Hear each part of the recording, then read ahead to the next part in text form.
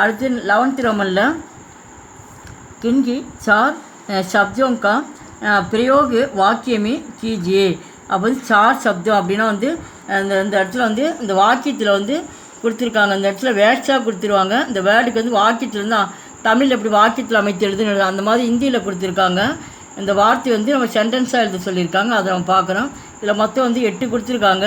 நீங்கள் எது நல்லா தரது 4 மட்டும் எழுதுனா போதும். அந்த வாக்கியம் முடிகிற மாதிரி இருக்கணும், பொருள் இருக்கிற மாதிரி நீங்கள் ஓனாக கூட எழுதலாம்.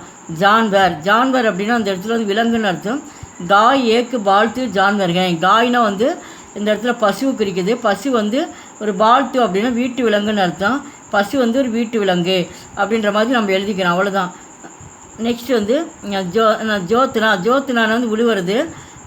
விவசாயம் உழுவுறாங்களோ அது. பைல் கேத்து ஜோத்னா ஹே. பைல்னால் காளமாடு வயலில் காளமாடு வச்சு ஏற விட்டுறாங்க அப்படின்றது தான் இங்கே கொடுத்துருக்காங்க. பைல் கேத் ஜோத்னா ஹே. ஹோஷியார் நன்றியுள்ளன்னு அர்த்தம். குத்தா ஹோஷியார் ஜான்வர் ஹே. நாய் ஒரு நன்றியுள்ள விலங்கு அப்படின்ற மாதிரி நம்ம இங்கே எழுதி இந்த வார்த்தை நம்ம சென்டென்ஸில் கொண்டு வரணும். அப்போ தான் அந்த வாக்கியம் நம்மளுக்கு தெரியும். அடுத்து நமக்கு அப்படின்னா உப்புன்னு அர்த்தம். நமக்கு ரங்கு சபேத்துகை. உப்பு வெள்ளை நிறத்தில் இருக்கிறது. ரங்குனா நிறங்களை குறிக்கிறது. சஃபேத்துனா இந்த இடத்துல கலர்ஸை குறிக்கிறது. சால்ட்டு உப்பு வெள்ளை நிறத்துக்கு, அதை தான் இங்கே எழுதியிருக்கு. நமக்கு காணா உடையன்னு அர்த்தம். உப்பு உடைய வெள்ளை நிறத்தில் இருக்கிறது. நெக்ஸ்ட் பிக்குனா பாஷார்ஸ்னி கயி சீஜோ பிக்குனா ஹே. கடைவீதியில் எல்லா விதமான பொருள்களும் கையினா நிறைய பொருள் தேவையான பொருள் எல்லாமே நம்மளுக்கு சீஜோ அப்படின்னு பொருள் அர்த்தம். மார்க்கெட்டில் நமக்கு தேவையான இல்லாத பொருளே கிடையாது. எல்லா வகையான பொருளும் நம்மளுக்கு கிடைக்குது அப்படின்னு தான் அதுக்கு நம்ம எடுத்து எழுதணும். அடுத்தது ஆந்தோலன் போராட்டம் தான். காந்திஜினி கயிக்கே பூஜாரித்தே. காந்திஜி பல போராட்டங்கள் அவர் என்ன பண்ணார், அவர் கலந்துக்கிட்டார்.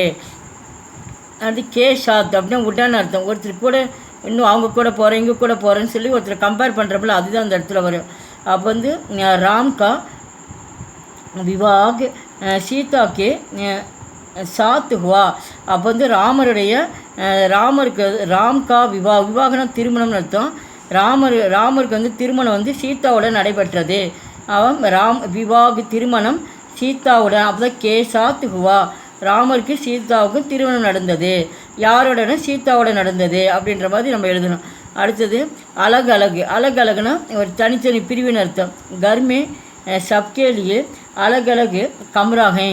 கர்மே அப்படின்னா வீட்டில் எங்கள் வீட்டில் தனித்தனியாக அறைகள் இருக்கிறது அப்படின்ற மாதிரி நம்ம தனித்தனி அறை சொல்லுவோம். பெட்ரூம்பு, கிச்சன் ரூம்பு, பூஜை ரூம் இந்த மாதிரி சொல்கிறோமில்ல, அதுதான் அழகு அப்படின்ற மாதிரி எழுதணும். இந்த மாதிரி சப்கேலியே அழகு கம்ராகை. அடுத்து 12th रोमन किनकी 4 प्रश्नों के उत्तर एक வாக்கியமே லிக்கியே. இந்த கேள்விக்கு ஒவ்வொரு வாக்கியத்துலேருந்து விடை எழுதுங்க அப்படின்றாங்க. இதுக்கு மொத்தம் டோட்டலாக 8. அவங்க ஒன்றுக்கு 2 மார்க்கு. மொத்தம் அவங்க 4 மட்டும்தான் எழுத சொல்லியிருக்காங்க. 4 प्रश्नों के उत्तर 4 வினாக்களுக்கு பதில் எழுது அப்படின்றாங்க. இங்கே கொஷின் பாருங்கள். இதுலேயே உங்களுக்கு பாதி கொஷின் ஆன்சர் இருக்கும். ஃபஸ்ட் ரோமனில் பார்த்தது மாதிரியே தான் இங்கே என்ன கேட்டிருக்கேன் அதுக்கு மட்டும் நீங்கள் ஆன்சர் பண்ணால் போதும். கிஷான் ககான் ரகத்தேகை. அப்போ விவசாயி எங்கே வசிக்கிறார் அப்படின்ற மாதிரி இந்த விவசாயி அப்படிங்கும்போது அவங்க வயதில் பெரியவங்களா அதுதான் ஹைன் இங்கே கொடுத்துருக்காங்க. அந்த இடத்துல புள்ளி வந்திருக்கு. விவசாயி எங்கே வசிக்கிறார் அப்படின்ற மாதிரி சொல்லியிருக்காங்க. கிஷான் காவுமே. இந்த ககாங் பதிலாக காவுமேன்னு எழுதிட்டு அப்படியே ரகத்தேகைன் அப்படின்னு விவசாயி கிராமத்தில் வசிக்கிறார் அப்படின்ற மாதிரி நம்ம எடுத்து ரைட் பண்ணணும். இந்த பஹைன் அப்படின்ட்டு வரணும். ஜுலாகே கியா புன்தே ஹை. ஜுலாகே அப்படின்னா அந்த இடத்துல நெசவு தேரி யாரால் உருவாக்க முடியும் அப்படின்னு சொல்லியிருக்காங்க. அப்போ ஜுலாகே கப்படா பன்தேகன். நெசவாளர் அவங்களால தான் துணி அவங்களால என்ன பண்ண முடியும் அப்படின்னா துணி உருவாக்க முடியும். அப்போ கியான்ற இடத்துல கப்படா. இந்த இடத்துல கப்படானா துணின்னு அர்த்தம். அவங்களால தான் துணி ஆடை உருவாக்க முடியும் அப்படின்ற மாதிரி இந்த கப்படான்னு எழுதிட்டு அப்படியே எடுத்து ரைட் பண்ணிவிடுங்க. ஈஸியாக நீங்கள் காவுமேன்னு எழுதினா போதும். கப்படா அப்படின்ட்டு நீங்கள் கொஷினோடு நீங்கள் எடுத்து எழுதினா தான் உங்களுக்கு மார்க்கு 2 மார்க் கிடைக்கும்.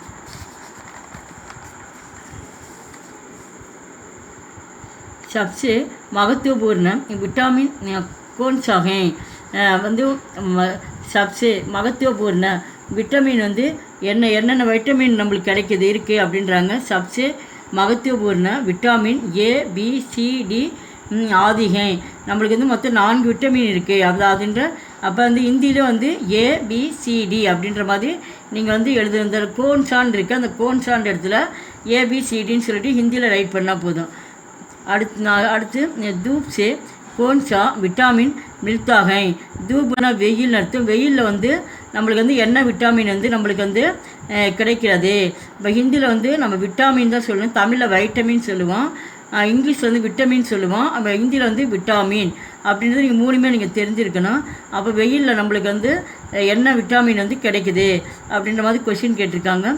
धूप से विटामिन D காஃபி மில்தாக அப்போ வந்து டி விட்டாமின் தான் நம்மளுக்கு வந்து வெயிலில் அதிகாலையில் சூரியத்தில் நிற்கிறாங்கல்ல, வாக்கிங் போகிறது, அதெல்லாம் வந்து டி. இப்போ காஃபி அப்படின்னா போதுமான அளவுன்னு அர்த்தம்.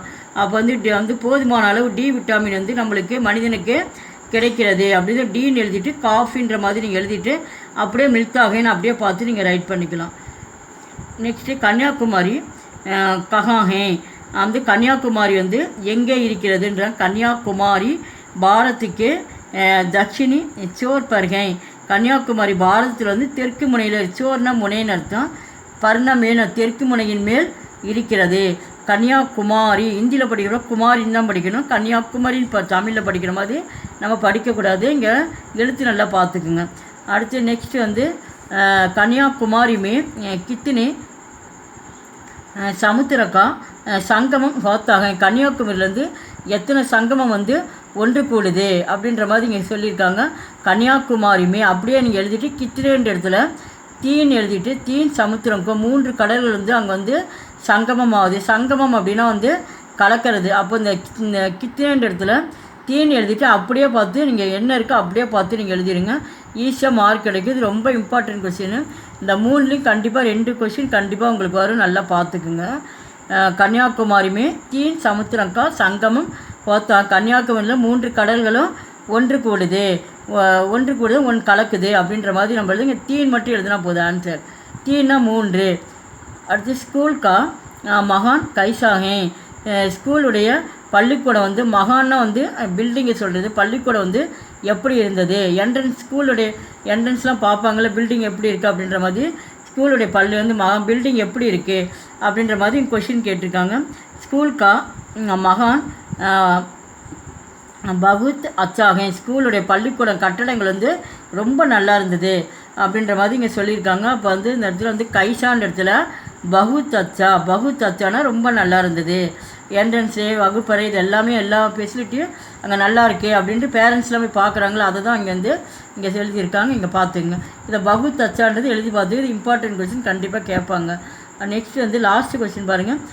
சாத்திர கித்தனை பஜே கர் ஜாத்தியகை. மாணவர்கள் வந்து எத்தனை மணிக்கு வந்து வீட்டுக்கு வந்து போனாங்க. ஜாத்தியனா போகிறது, எத்தனை மணிக்கு வந்து பள்ளிக்கூடத்துலேருந்து வீட்டுக்கு போனாங்க அப்படின்ற மாதிரி இங்கே சொல்லியிருக்காங்க. அடுத்தது சாத்திர சாம்கே சக. அப்போ கித்தனைன்ற இடத்துல அந்த இடத்துல வந்து சாம்கோன்னு எழுதணும். சாம்கோனா மாலைன்னு அர்த்தம், சகன்னா 6 மணின்னு கொடுத்துருக்காங்க. நீங்கள் 5 மணிக்கூட எழுதலாம், நீங்கள் 6 எழுதலாம், 5 எழுதலாம்.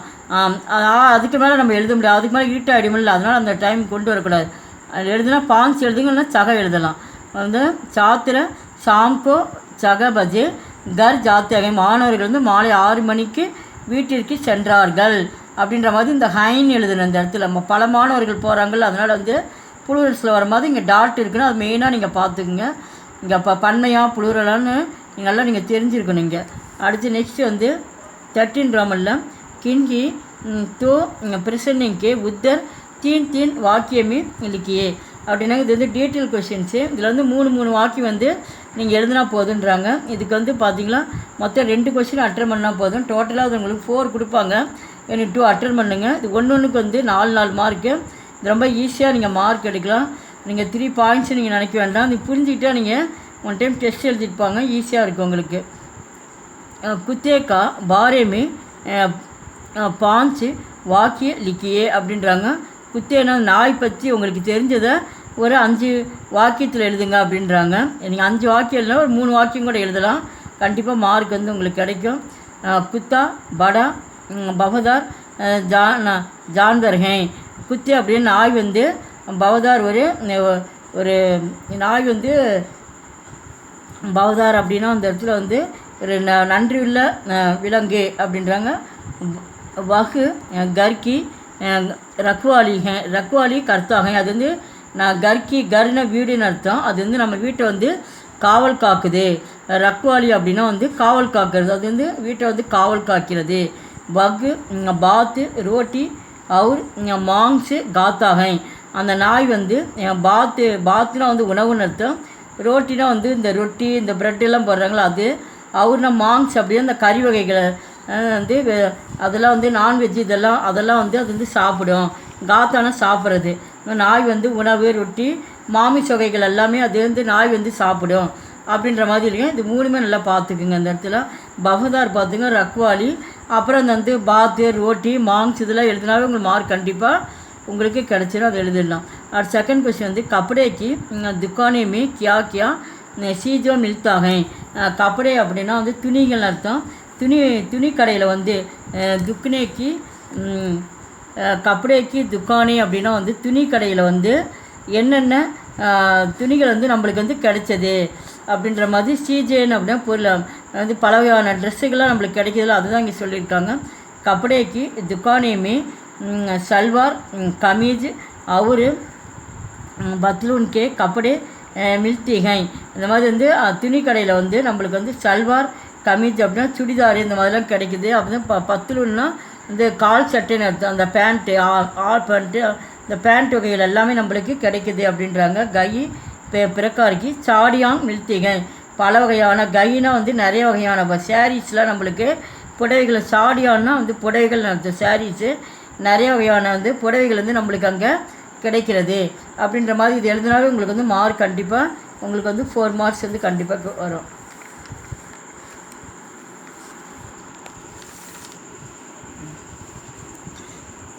गांधी जी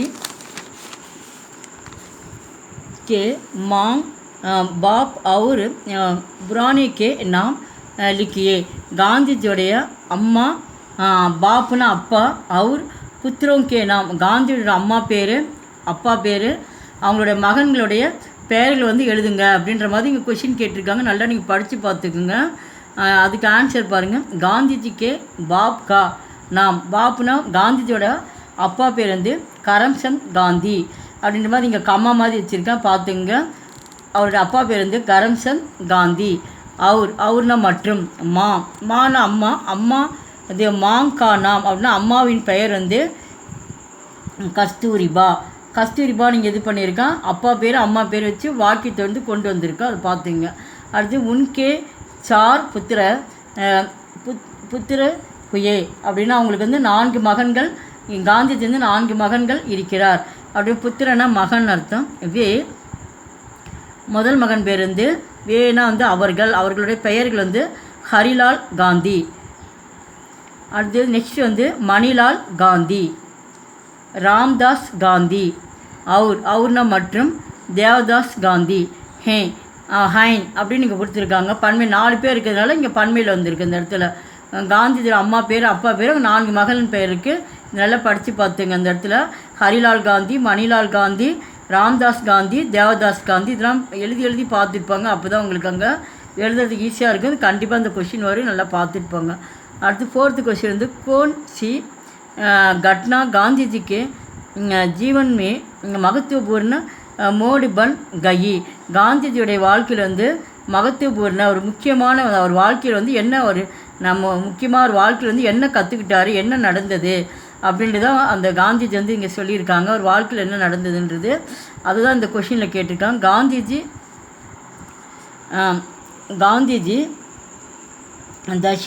दक्षिण अफ्रीका में रेल में जाते समय उनके पास चोटी का टिकट था. அப்போ காந்திஜி வந்து தென்னாப்பிரிக்கா வந்து ரயிலில் வந்து ரயிலில் வந்து அவர் போயிட்டுருக்காரு. அந்த நேரத்தில் சம்மினா நேரம் போயிட்டுருக்கிற நேரத்தில் வந்து உன்கே பாஸ் அவருடைய சோனிகா டிக்கெட் அவர் இந்த டிக்கெட் வந்து செக் பண்ணுறவர் வந்து அங்கே வராங்க. அந்த டிக்கெட் கலெக்டர் ने उनको तीसरो சோனி மே ஜாக்கர் பைட்னே ககா ஒன்று டிக்கெட் செக் பண்ணுறவரை பார்த்துட்டு என்ன சொல்கிறாரு, நீங்கள் ஃபஸ்ட் கிளாஸ் டிக்கெட்டில் உட்காந்துட்ருக்கீங்க, நீங்கள் இங்கே உட்காரக்கூடாது, நீங்கள் தேர்ட் கிளாஸ் தான் போகணும் அப்படின்ற மாதிரி சொல்லியிருக்கேன். இங்கே பாரு தி ஸ்ரீனா வந்து தேர்டுன்னு அர்த்தம். நம்ம சோனினா அந்த பிரிவில் போய் தான் நீங்கள் உட்காருன்னு சொல்லிவிட்டு உட்காருங்கன்னு சொல்லி அவங்க சொல்கிறாங்க. அதுதான் இங்கே கொடுத்துருக்காங்க. அது வந்து அப்போ தான் சொல்கிறாரு அவர் வே பாரதியத்தே. அப்போ வந்து அவர் சொல்கிறாரு நீங்கள் இந்தியனாக இருக்கீங்க, இந்தியன் வந்து ஃபஸ்ட் கிளாஸில் உட்காரக்கூடாது அப்படின்னு சொல்லிவிட்டு அவர் சொல்கிறாரு. அதுதான் இங்கே எழுதியிருக்கு, அதை நீங்கள் பார்த்துங்க. அடுத்தது பார்த்தீங்கன்னா எஸ்ஏ கொடுத்துருக்காங்க. இந்த ஏற்கனவே ஒரு கொஷின் பேப்பர்ஸ் ஃபுல்லாக உங்களுக்கு போட்டிருக்கேன், அதையும் பார்த்து இந்த எஸ்ஏவும் கண்டிப்பாக வரும். மொத்தம் இங்கே 3 எஸ்ஏ கொடுத்துருக்காங்க.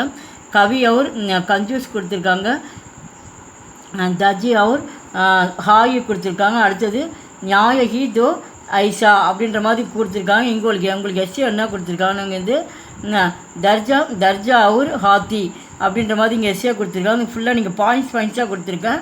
இந்த ஃபுல்லாக நீங்கள் பார்த்துங்க. இந்த இடத்துல ரொம்ப ஈஸியாக தான் இருக்கும். இதை படித்து பார்த்துட்டு இங்கே பாயிண்ட்ஸ் பண்ணிக்கோங்க. ஒன் டைம் ஃபுல்லாக ரீட் பண்ணி காட்டுறேன். एक शहर में दर्जी की एक दुकान थी. राजा का हाथी उस दुकान के पास से नदी में नहान जाता था. दर्जी रोज़ हाथी को कुछ केले देता था. हाथी भी रोज़ केल के लिए बड़ा आकर अपनी चूंट बताता था. एक दिन हाथी ना हमेशा की दरग केले के लिए अपनी चूंट बताती. उस दिन दर्जी के पास केला नहीं था. दर्जी ने केल ने चूंट में चुबे थी. हाथी के बहुत दती उषा, फिर भी हाथी चुलाप नहावे चला गया. नहाकर वापस आते समय हाथी ने अपनी चूंट में गंदा पानी चूंट लिया. हाथी ने दर्जे की दुकान पर उस गड़ा पानी का डाल दिया. नया कपड़े खराबे हो वाया. अब दर्जा புகார்த்த லகா. அந்த எஸ்ஏ ஃபுல்லாக நீங்கள் பாயிண்ட்ஸ் எழுதிருக்கு, அதை நீங்கள் ஃபுல்லாக படித்து பார்த்துங்க. அடுத்து வந்து 15th रोमनिல் किन्हीं 5 वाक्यों का अनुवाद प्रांतीय भाषा में कीजिए. இங்கே வந்து ஹிந்தியில் ஃபுல்லாக இங்கே கொடுத்துருக்காங்க. இது வந்து நீ இங்கிலீஷில் அல்லது தமிழில் இருக்குது. இப்போ இந்த ஹிந்தியில் இருக்கிறது என்ன கொடுத்தோ படித்து பார்த்துட்டு நீங்கள் தமிழில் எழுதலாம். இங்கே தமிழில் எழுதுறவங்களும் ரொம்ப ஈஸியாக இருக்குது. தும்முனா வந்து நீன்றது நீங்கள் கண்டிப்பாக நீங்கள் தெரிஞ்சிருக்கணும். கித்தாப்புனா புத்தகம்னு தெரிஞ்சிருக்கணும். லாவோனா கொண்டு வான்னு இந்த மீனிங் வந்து இங்கே தெரிஞ்சால் தான் நம்ம இங்கே வந்து தமிழில் வந்து நம்மளால் எழுத முடியும். நம்ம ஈஸியாக நம்ம இதை வச்சு நம்ம எழுதலாம். இது வந்து கஷ்டம் கிடையாது. நீங்கள் புரிஞ்சுக்கிட்டு நீங்கள் எழுதிக்கிங்க. இங்கே கொஷின் பேப்பரில் இருக்கிறதே நீங்கள் எல்லாம் நீங்கள் படிச்சுட்டு போனால் கண்டிப்பாக இதிலேருந்தே வரும். படித்து டெஸ்ட் எழுதி பார்த்துருப்பாங்க. தும் கித்தாப் லாவோ, நீ புத்தகம் கொண்டு வா. மை பாட்சாலா ஜாத்தாகும், நான் பள்ளிக்கூடத்திற்கு போகிறேன். பாட்சாலா அப்படின்னா பள்ளிக்கூடம்னு அர்த்தம், ஜாத்தானா போகிறேன்னு அர்த்தம். அப்படின்ற மாதிரி நீங்கள் தெரிஞ்சு அதை அதுக்கு தகுந்த மாதிரி நீங்கள் தமிழில் எக்ஸ்பிளைன் பண்ணி எழுதுருங்க.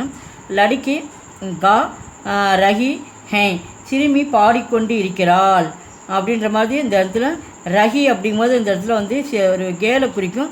அதே ரகாவாக வந்து அந்த இடத்துல வந்து ரஹான் குறிக்கும். அப்போ வந்து ஹீ இப்போ லடிக்கினால ஒரு பெண்ணுனால இங்கே ஹீ கொடுத்துருக்காங்க. அதுக்கு தகுந்த மாதிரி நீங்கள் வந்து எழுதிக்கணும். சிறுமி பாடிக்கொண்டு இருக்கிறாள்.